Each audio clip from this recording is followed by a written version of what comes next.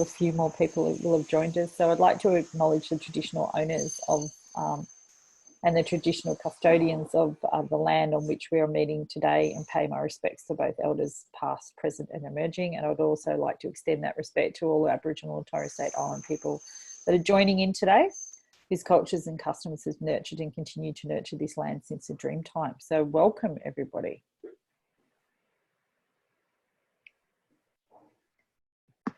But I think if you want to kick off, and then we'll see, and people join in, then they'll just have to catch up.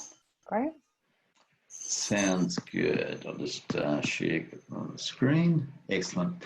Thanks very much for the introduction, Melissa, and fantastic to be joining you again. I must say, I love working with groups like yours that are really involved in innovation. Last week we talked about self-care and why it's not selfish and why we need to take care of ourselves.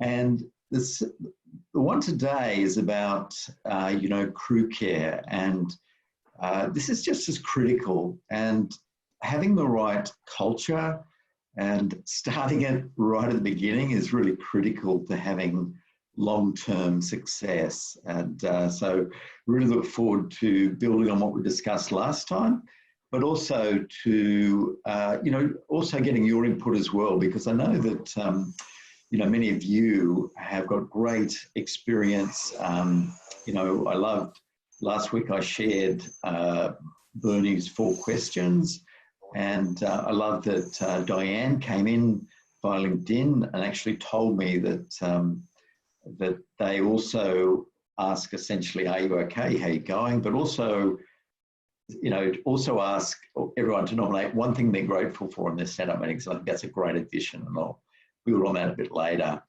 So as you may recall, I was involved in helping to start Are You Okay? And something happened in last October that was really quite a wonderful moment for me. And as you can see in front of you, we're on the HMAS Adelaide, the largest Australian frigate at Garden Island and Woolloomooloo.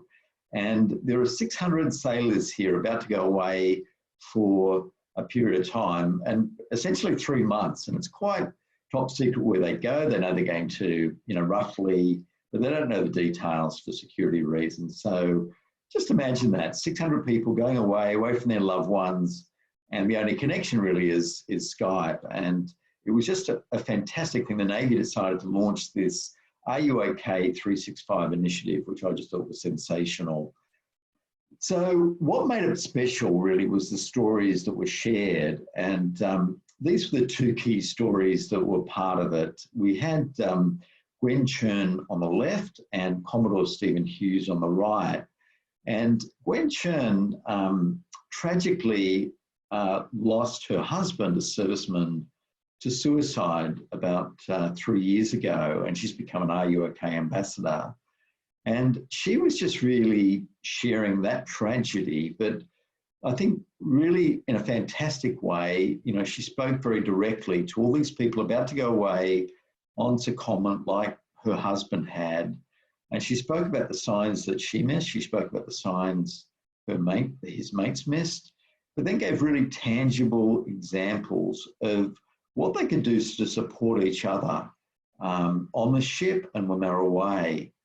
And then it was passed over to Commodore Stephen Hughes, and it was, I don't know if there's any Anchorman fans here, but Ron Burgundy from Anchorman, played by Will Ferrell, described himself as kind of a big deal in news, and Commodore Stephen Hughes is kind of a big deal in the Navy. He oversees 19 ships and 4,400 personnel, and he just nailed his delivery as a leader.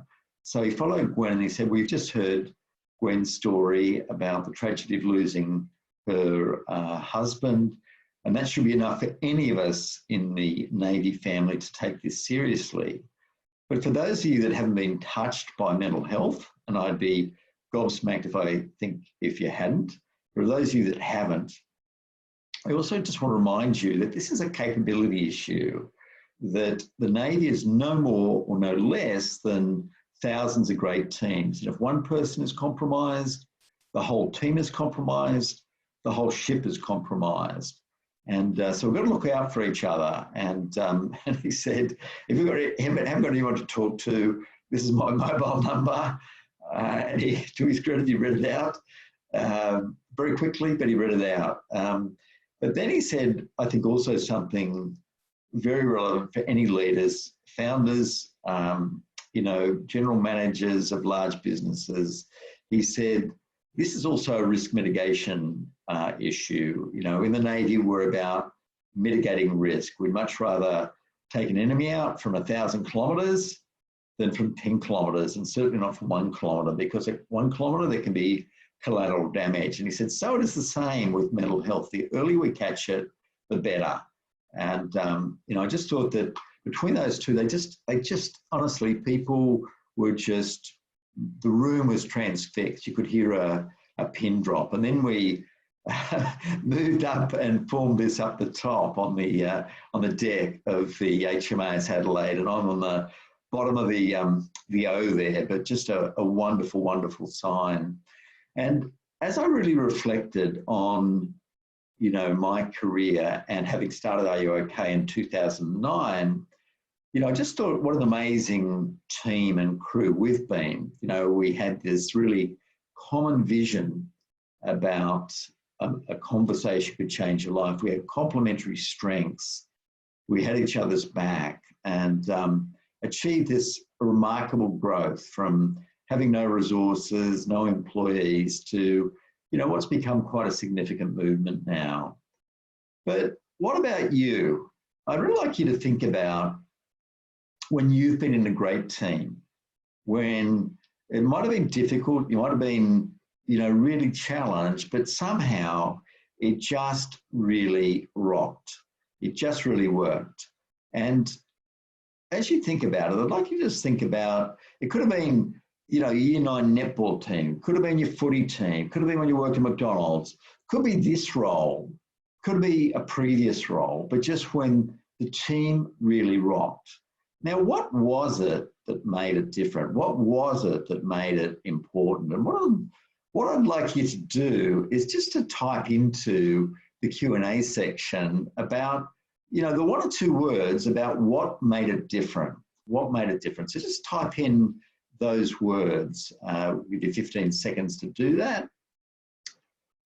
And then we'll get Melissa to read out. So what made that team different? What made it something that was special, that made it different from other places? Just type them in. I've got a nice one here from Fiona, purposeful work, which I think is really important. And I would totally agree with that. Having worked for some evil empires in my time, having purposeful work is a wonderful thing, and it's a gift. Every team member valued, from Bernie, lovely, and Mark Lewis with the big one, trust. Those 3 things are unbelievably important. And later on, I'm going to share some research from Google that they spent millions of dollars, you know, researching this question about what makes great teams. And in essence, they're confirming exactly what Fiona, Bernie, and Mark said. So, and I want you to really think about this as we talk about creating, you know, really meaningful teams and meaningful work. You know, I see we've got some other additions here. We've got passion, leadership, great caring culture, mutual and broad respect, common and clearly defined goals, trust, willingness, and to share and help others when in need. Like, this is just also central to great teams. And when I talk about crew care, you've already described it, you've already experienced it. And so that's what I really want to build on as we work through this content today. So thank you for that.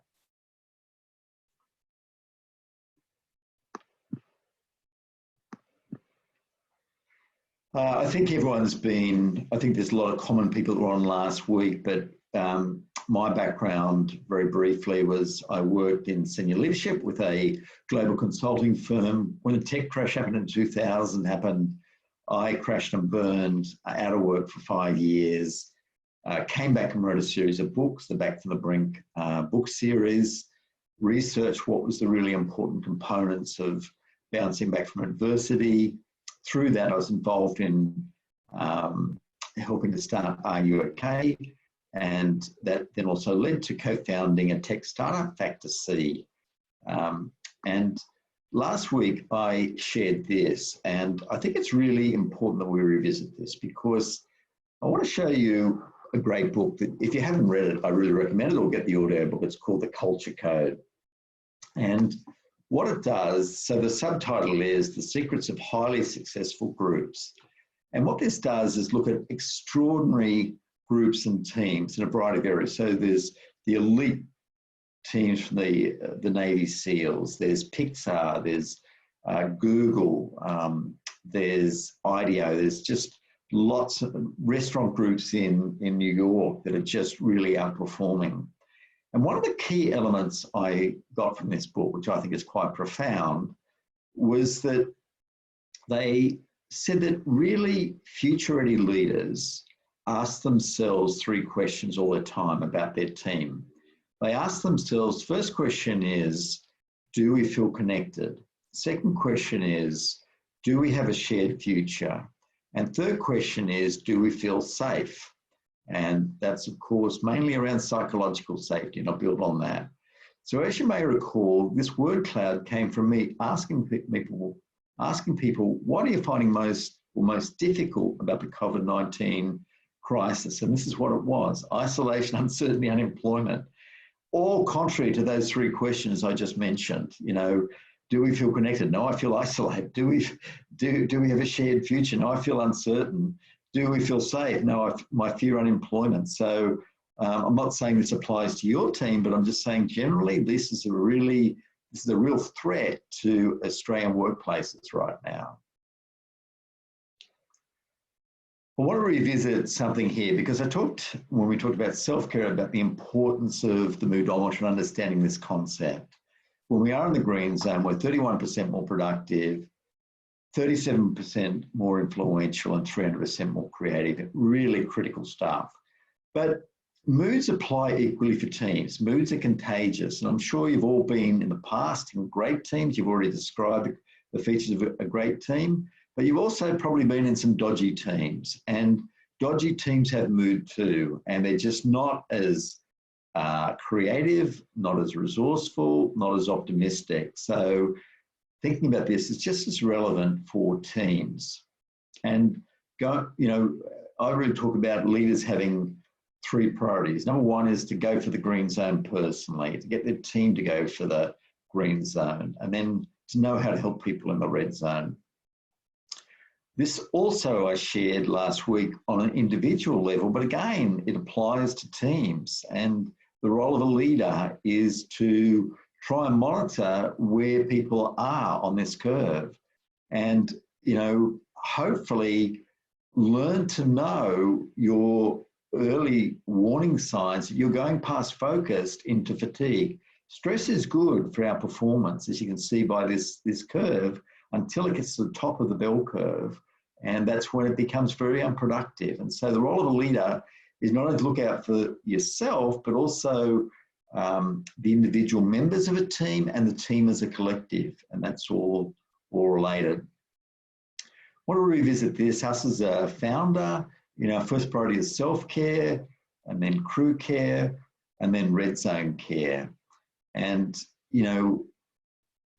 all these 3 components, if we get all this right, if we get, the self-care, red zone care right, we reduce risk. We get the crew care, red zone care right, we build resilience, and we get self-care and crew care right, we get growth.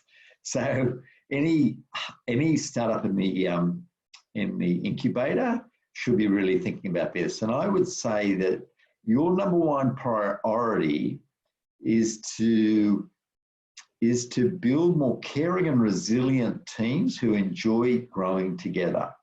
That's my argument, that is your number 1 priority as a startup founder, and also at any stage. We're going to be talking today about what's stressing managers about COVID-19. And because, we're not a large group here, I'm really going to be asking you to really type in that you as a leader, what do you think is the most stressful leader? We'll be coming to that in a moment, but just think about that. We're talking specifically about crew care, having a Q&A, red zone care, briefly scalable solutions, and then Q&A.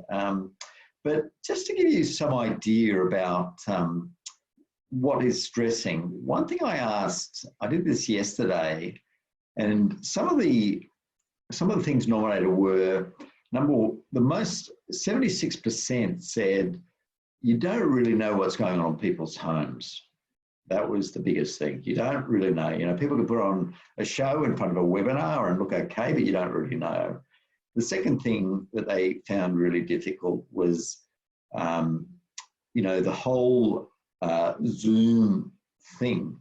And people was actually saying on this call I was on yesterday that they're having a more intense day in many ways. There's more tighter meetings together. There's less break or a segue, and it's very, very tiring.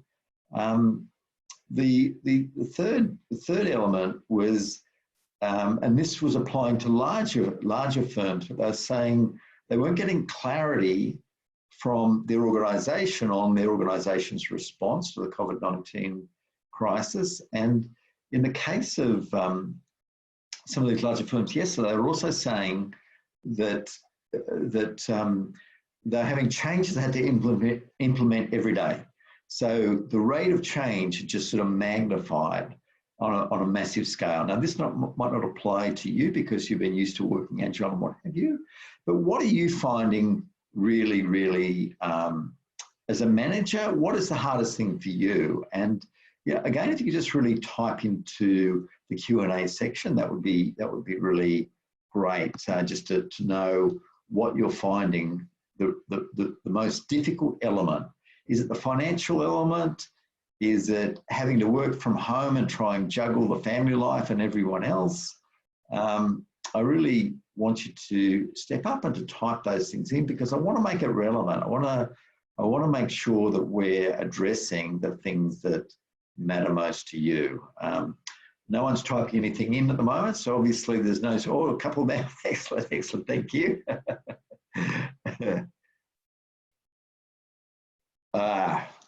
Fiona, I think this is a great one. No space, physical and mental, to decompress. And that's the thing, isn't it? You know, there's not the segue, there's not the commute between work, there's not the time you go to travel to a client, there's not even walking from one meeting room to another. So that's a really good one, Fiona.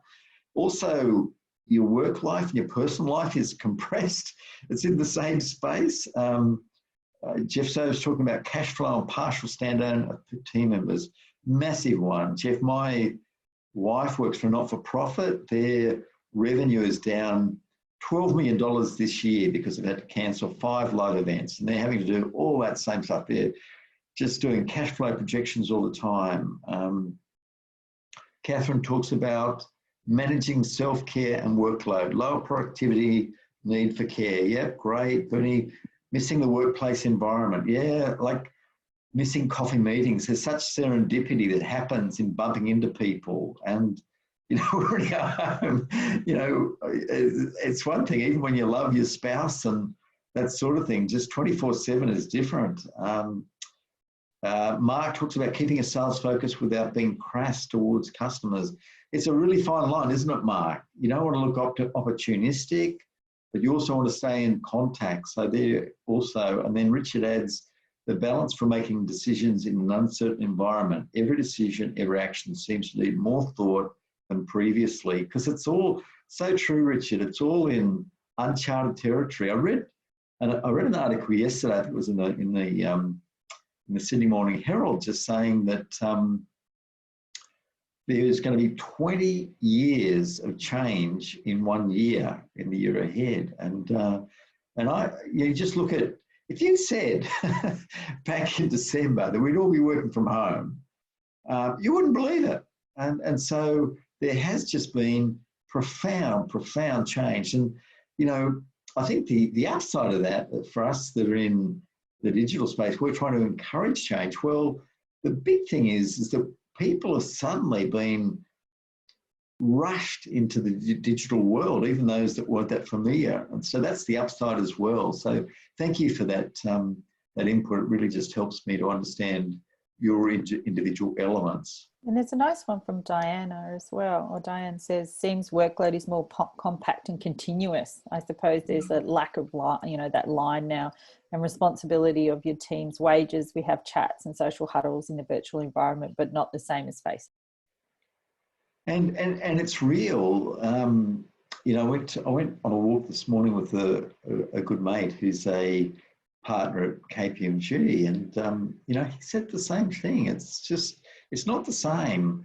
And there was a comment recently, in fact 2 days ago on the AFR by Optus, saying that they never see their call centre people going back to work in an office. They're going to have them working from home from now on. I'm like, I don't think that's a solution either, because a lot of people get a lot of joy from that interaction. So I think a hybrid is going to be the ultimate solution, but just lots and lots of changes in front of us. So that's great, thank you.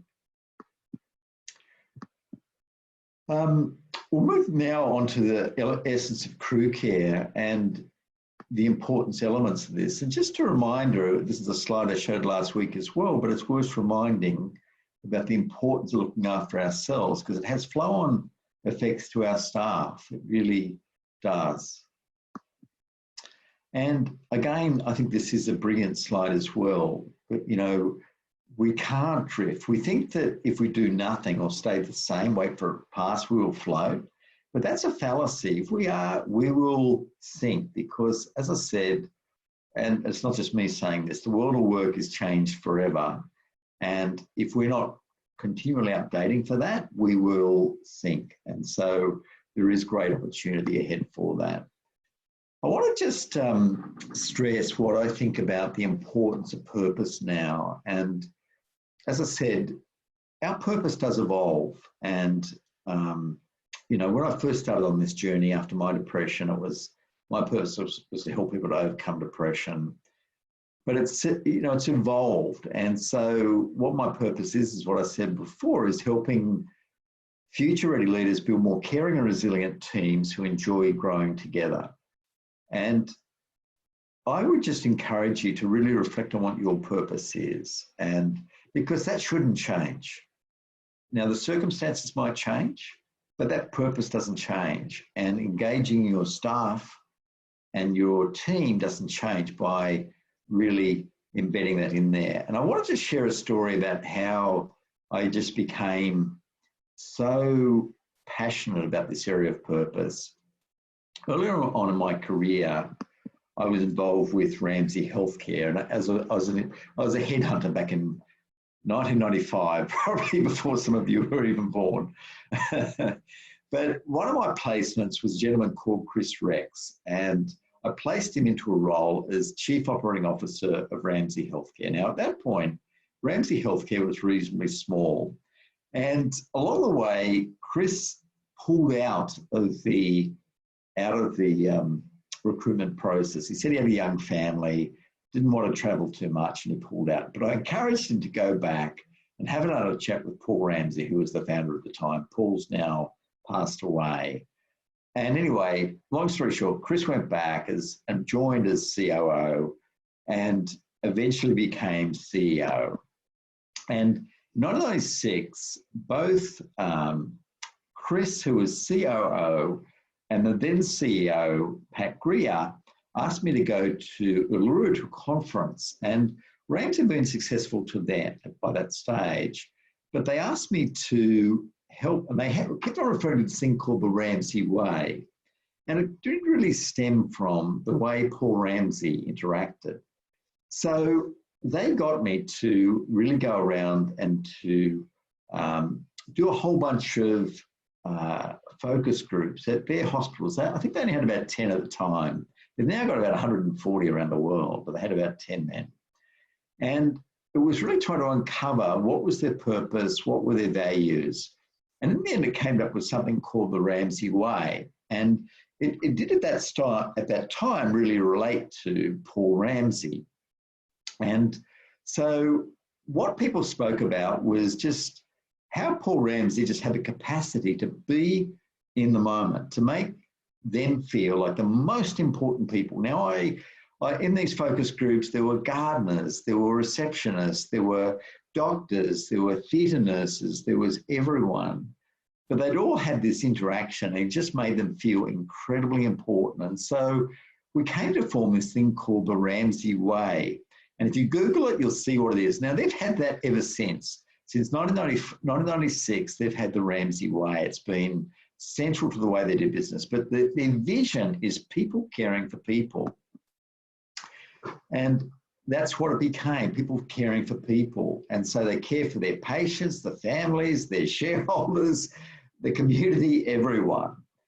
And first of all, they just have an incredible safety record. Their injury rate, they now have, I don't know the exact number of employees, but I think it's getting up around about 30,000 employees around the world.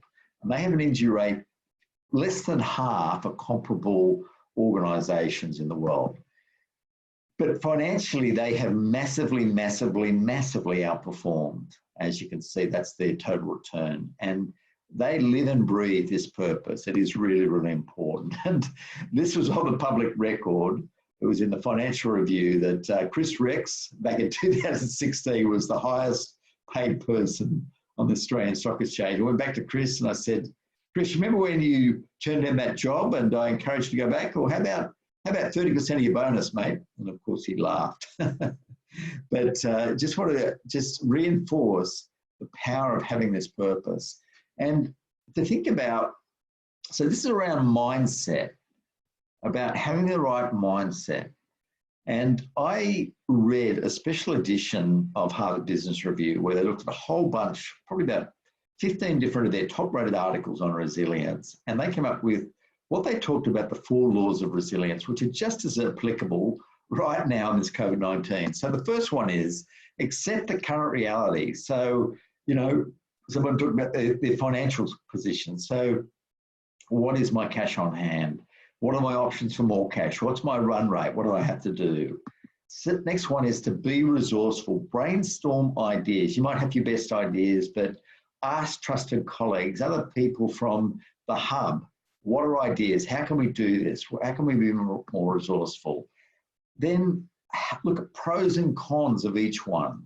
Based on just what we know today, what are the pros and cons of each of this? And on balance, what do I think as founder or co-founder, what is the best option? And the final thing is, of course, to act.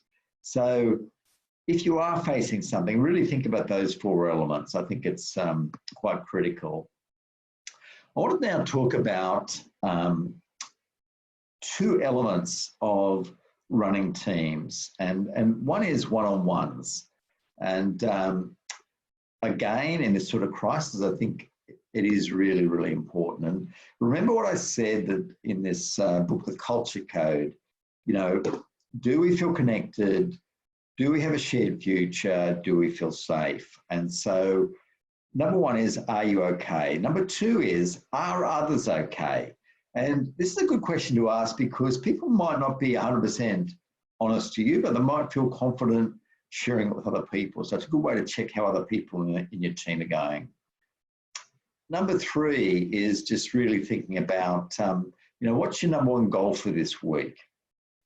Are there any impediments to this goal?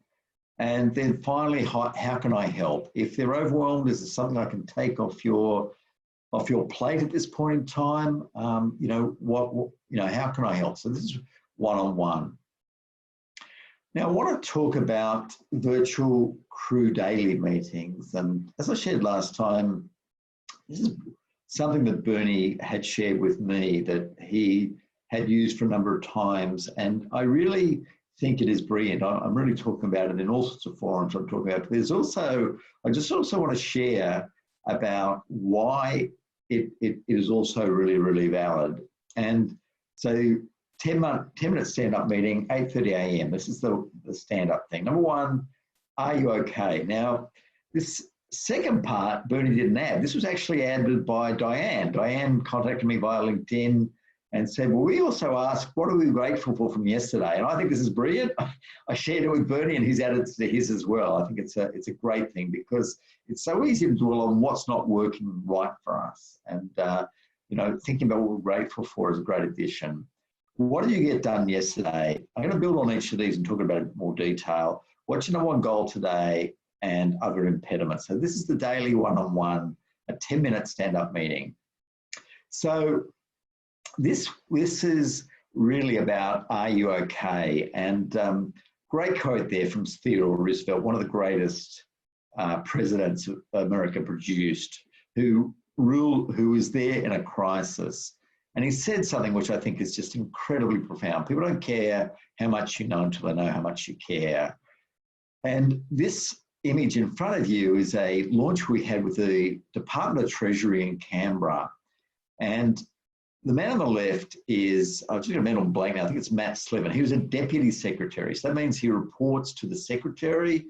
And so those of you that know federal government departments, he reports to the CEO essentially of the Treasury. And on the right is Catherine Newton, our CEO of Are You OK? Now, Matt launched it and he talked about how important Are You OK is, how important it is to look out for each other. And he also mentioned how people had, that people would probably know that he'd gone through a tough time personally in the previous year. So this is someone who is essentially a group executive saying that he wasn't coping. He said that someone had asked him now, are you okay? You know who you are, and it made a difference. Someone had noticed that he wasn't eating properly and had bought him lunch and just said how incredibly grateful he was. So even as a leader, don't be afraid to be vulnerable in this sort of situation. Don't be afraid to say you don't have all the answers. Don't be afraid to say that even you are struggling. There's nothing wrong with that. It's being honest and allows other people to be honest as well. I can't remember if I mentioned last week, but Gallup have researched discretionary effort by employees. And the one statement which best predicts discretionary effort is a positive answer to this. My supervisor or someone at work seems to care about me as a person. So when you ask, are you okay, you show you care, and it is the greatest way to get discretionary effort from the people that work for you. So I'm really pleased that many of you are engaging with this concept already. So the next one is, what did you get done yesterday? And this book, if you haven't read it, is quite profound in this matter. It's from Therese Umbelay and Stephen Kramer. They're two Harvard business psychologists, and they asked people to keep diaries on what happened in their day. They had about 1,800 people keep daily diaries. And they had to record one significant moment from their day. And then they asked them, was it a positive or negative? And they had a way of deconstructing it. And what they found was the best way to ignite joy, engagement, and creativity was for people to feel they were making meaningful progress on fulfilling work. And so that's when you ask that question, what did you get done yesterday? That allows you to acknowledge, to give a virtual high five to people, and it's the most motivating thing you can do. Next one, what's your number one goal today? And in this time where there's so much outside our control, it is just so important to ask this because it provides a sense of purpose, a sense of focus. And this is another great book which really talks on focusing on one thing. And really, when you think about your day, when you plan your day, what is the number one thing which will have the greatest impact? And there is extraordinary evidence to show that if you can do this deep work on something that is really significant for, that day, it is just fantastic to be able to share that.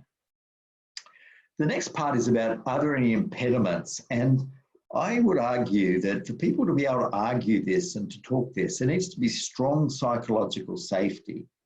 So what is high psychological safety, just reflect back to the comments you made about your best teams. Well, as I alluded to at the start, Google did research back in 2014 about what made up their best teams. They spent millions of dollars on this. And they identified there were 5 norms: psychological safety, dependability, structure and clarity, meaning and impact. And as you recall, this reflects many of the comments you made about, when you've been in great teams. Having each other back is about psychological safety, dependability. Passion and purpose is about, meaning and impact. Structure and clarity is clear goals and that sort of thing. So what is team psychological safety? Well, it's where I've been very fortunate to collaborate with Professor Amy Edmondson from Harvard Business School. And this is what she says is characterize a team climate with strong interpersonal trust, mutual respect, and people feel comfortable being themselves. Now, how that manifests itself is that do people feel connected? And, again, you can't assume that this is happening in the Australian workplace. We did research last year for Are You OK? And 23%, almost 1 in 4, felt that there was nothing happens to connect them with their colleagues. So I said, remember, future ready leaders asked, do we feel connected? Well, 23% don't. And we ran research last year also. So Amy Edmondson identified 7 questions which predict team psychological safety. And one of the big ones is, it's safe to take a risk at work. We can see, we measured in 2017, 2019, it's got worse in the Australian workplace. So it's gone from 34% down to 28%. So, and I know that, your hub would be quite different, but amazing groups like IDEO and Google strive to have this number at 85%. This is another question from Amy Edmondson's team, psychological safety. My colleagues often are rejected for being different. So this is about diversity of ideas. And as you can see, this has also declined in the Australian workplace. So here's a question for you. How can you increase psychological safety? Just to have a think about that and type that in again into the Q&A section. How can you increase team psychological safety? What's a practical thing you could do to do that? What could you do? What's a practical thing you could include in your, weekly or daily activity to increase that psychological safety? I think it's interesting here too that Bill's noted that when you do ask people what they've done yesterday, it can highlight a lack of progress, and particularly on complex projects. And he's sort of saying how to avoid demotivating them while progress cannot be made in a single day for some or two. And especially at this time when people were, a bit up and down, and other people are also that way. I think that's a really good point, Mel, but any movement is better. And I think almost if you have a mindset that progress is better than perfection, that they do try to move the needle, no matter how small, or even if it's a failure, that's a step in the right direction. Because what Amy Edmondson talks about is 4 quadrants, and you can have high pressure and low psychological safety, and that's the stress zone. But you're going to have high pressure and high psychological safety, and that's the learning zone. So even, trying something that doesn't work, that's a victory in this environment as well. So, yeah. We definitely embrace failure. We've got a couple of good comments here. Fiona said, be vulnerable yourself. As a way increasing a psychological safety for others. And then open brainstorming sessions, mutual help sessions, demonstrate you feel safe to share, try and lead by example. Regular one-on-ones, asking the questions mentioned before. Bernie said, be vulnerable yourself again. Bill, reward failures, just like you were saying, Graham, as well. Sam's got psychological safety, starting with risks, mistakes, myself, to show the team it's okay to fail or take a risk, particularly important on the learning piece. Model the behaviours we promote in our team, maintain trust with comments shared in confidence. Share information about your personal work style and preferences, encourage teammates to do the same. Nice one, Mark. Fantastic. Honestly, you know, you're really 100% on the right track. But just what Google found, and all those things are incredibly important. And of course, one of the fundamental things is being vulnerable yourself, and that's already been shared, but also getting to know each other really well, sharing personal stuff. Like so this whole piece on psychological safety came from a New York Times article, and I think it was called What Google Learned by Uncovering the Best Teams, a New York Times article. And they shared that a team leader in Google shared with people that he had cancer. They didn't know. And he shared this incredibly personal thing, and it just took the level of trust to a different level. But so getting to know people well, that can come through social activity, it can come through fun stuff, it can come from having the right team environment. But the number one thing that Google found to increase psychological safety, given you've got this, you know, foundation first, was at a team meeting, you share a risk you've taken in the last week. And of course, the team leader starts first. So, you know, again, many people have shared that, but that's what Google found was the number one way to increase team psychological safety was for everyone to share what was happening. The other thing about team psychologically safe teams is that everyone speaks approximately equally. And while you've got these Zoom meetings, it can be harder to affect that, but just really be conscious, even for those that aren't speaking, those that are more introvert, they can often have amazing ideas and they feel a little more reluctant to verbalize them. So really strive to get everyone to contribute. Doesn't mean it's a democracy, but people that often don't willingly contribute can have some amazing ideas if they've asked. So really be conscious of that. So I want to move now on to red zone care, and you know, something that I've been very, very, I guess, passionate about. In my third book, I asked 4,000 people what helped you most, and it forms this acronym I CARE. And this is how you identify people who are struggling. That's really looking about changes in behaviour, changes in mood, changes in circumstances, and there's lots of that going on at the moment. So you know, we all need to be doubly aware of identifying those people. Next thing is compassion and asking, are you okay, with empathy? Asking lots of open-ended questions. Helping them to access experts, how to find the right help, you know, be it calling a helpline, seeing their GP, doing an anonymous self-test. Also realising that revitalising work is actually good for their recovery, and if possible, keeping them connected with work colleagues. You might cut back on work, you might say, what can I take off your plate right now? But if they can be connected with their work colleagues and it's the right environment, that's really good for them. And of course, exercise is another element. And if you want more details of that, you can download this poster from there, which I've talked about before. This just has it all there. It also, you know, when it's got the access experts, you can see it's got all the helplines listed there. So it's quite a good thing to have ready to go.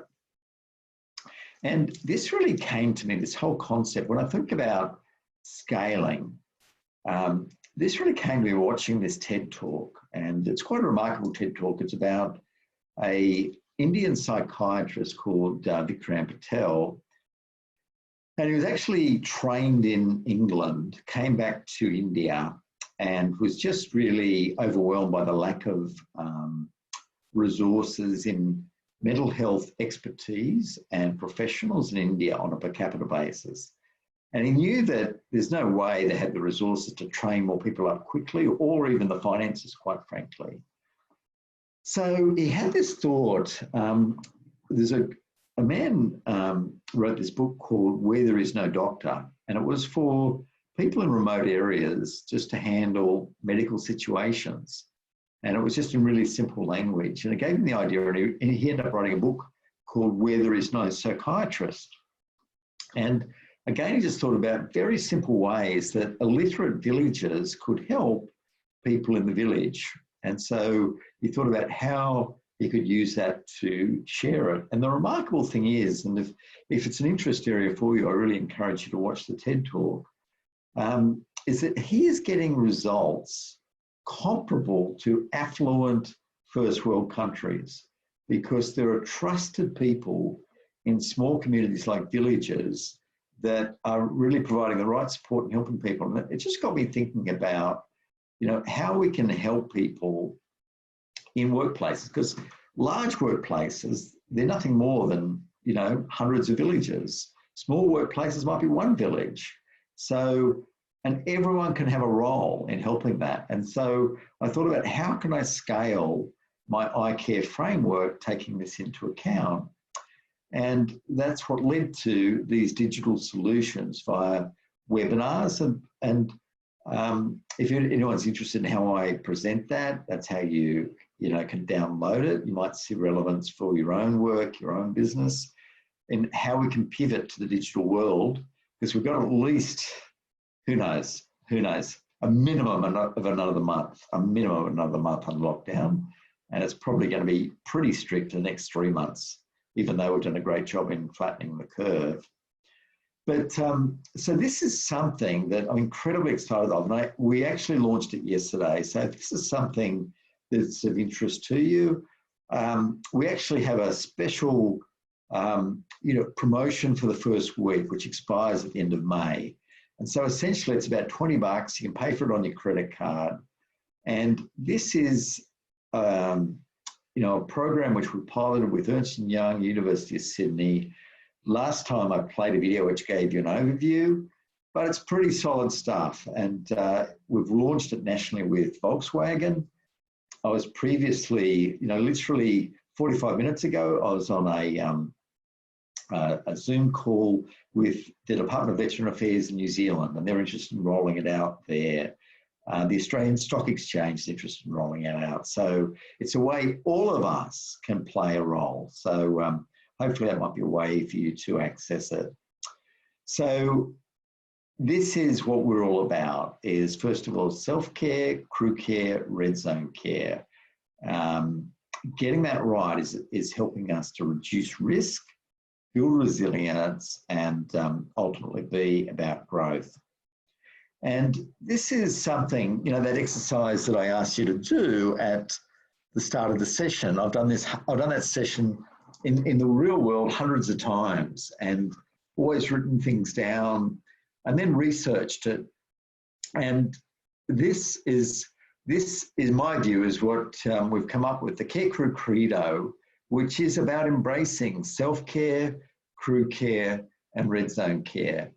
And when we think about the crew element, it is thinking, without mental health, there is no health. We need diversity of views, especially in this time. I know you're a group which is particularly good at this, but, don't forget it, because one of the things about being in the red zone is that we think black and white. We think less creatively. We're more dismissive of ideas. So just don't forget to keep asking others for support. It's not a democracy, but keep asking for that input. Help people feel involved, because we honestly need to get together to make the difference. And, when we are passionate about helping clients and each other, that's a sense of purpose. When we help clients, when we help ourselves, that's good for our self-esteem. All the science of resilience tells us that. And having each other's back, when people think about their best teams, that is a common element. A lot of people express that directly. The session I did yesterday, lots of people expressed that directly. And Ask, are you okay? A conversation could change your life. So once again, be caring for yourself, for your team, be helpful, which is about, being useful, making an impact, and, go for that growth zone. Keep trying. It's not easy at the moment. Have a mindset that progress is better than perfection. Progress is better than perfection. Even if you fail at something, you're trying, and that's a victory, rewarded, as someone commented before. But that's about keeping in the learning zone. While you're trying things, you're in the learning zone. Even if it works or doesn't work, you're in the learning zone. And that's what we've all got to strive for at the moment. And, again, don't hesitate to reach out. Thank you. Had 4 or 5 reach out last week. Don't hesitate to reach out if you've got any specific questions you'd like to ask, or want to know about any specific resources. I share a lot of stuff about digital resilience. Don't hesitate to reach out there. And we're on the Q&A, and we still have 8 minutes left. So any questions, please ask them now. It'd be great. And likewise, if we have questions that go beyond that time, really great to keep on answering. Very happy to keep on answering. And I'm sure that there are people here, just as many people here, to answer these questions as well. So if you feel that you have an idea that answers one of the questions that's raised, please put that in as well. So any questions you have, Melissa?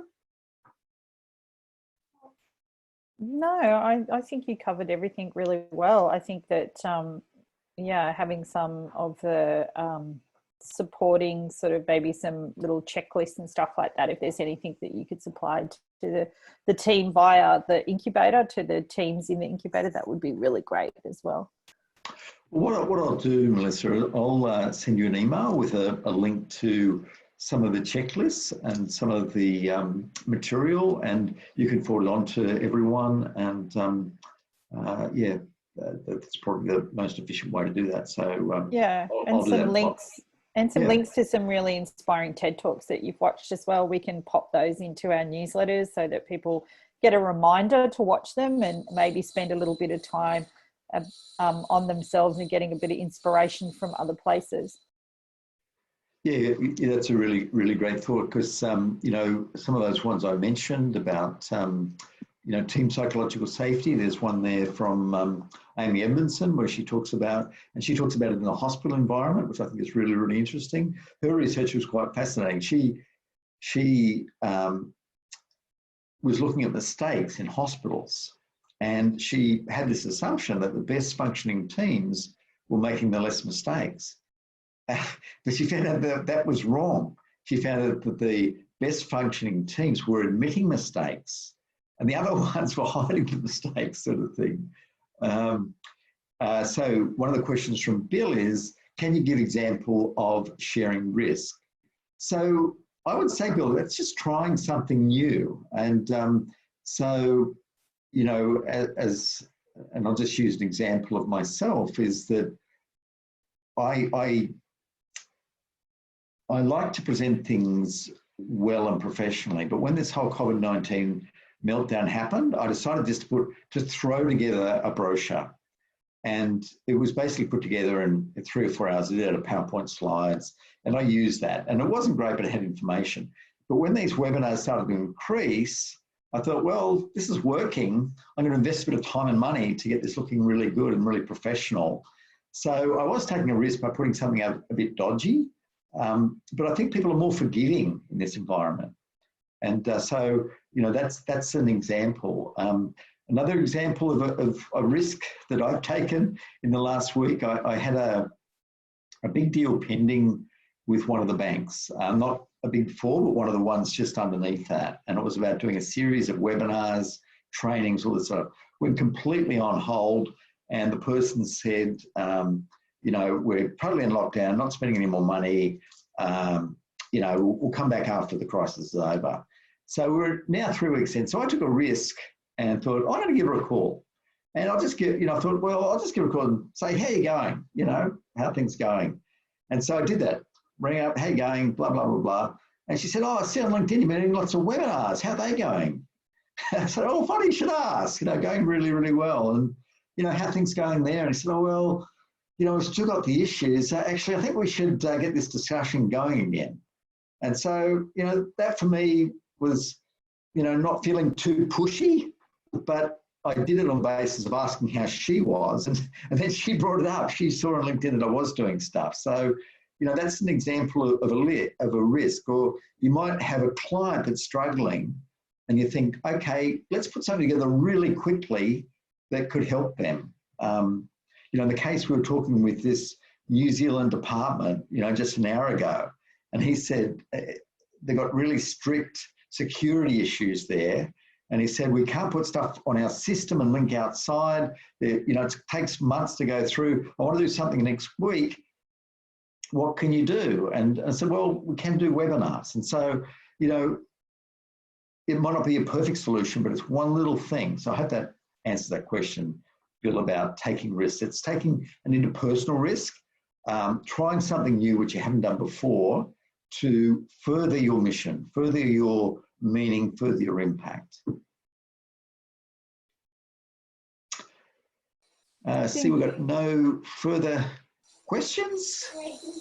No, I think you did a really good session today, and I think there may be some opportunities, in the future we're going to ask the founders and the startups some questions around what else they want from us in relation to support and education. So there may be some other topics that fall out of that may be pertinent to your skill set, Graham, and you may be able to provide some sessions that may be focused on just very specific things. Yeah, and I'm not sure if people have a good sense of their own purpose and their organisation's purpose, and it's a game changer if you have that and can articulate that. And that's something that I have done a lot of work with, and there's pre-work for that. There's sessions that happen with it, and ideally it is better live because I have people interviewing each other to help uncover what that purpose is. But that might be something. Strengths is another thing. Identifying your top strengths and how to put that into action. But that's all stuff that you can discuss at a later date if it seems relevant. But they're two things that I think are really valid, because it's valid for everything we do in our private life, in our work life, having a sense of purpose or being able to tap into those top strengths. Perhaps if you could just provide us with I suppose a title for each of those and a little bit of an explanation, and then we can socialise it with people and get their input. No worries. Well, thanks everyone. Wonderful to join you, and it's wonderful to work with a group of people that really understand the importance of working in this sort of manner. But I'm also aware that as startup founders, we are under big stress ourselves, often financial stress as well. And so we really need to remind ourselves that self-care isn't selfish, because keeping ourselves in the green zone does allow us to be, more resourceful, more creative, and that's really critical right now. So thanks very much, and hope to have contact in the future. Thanks, Graham.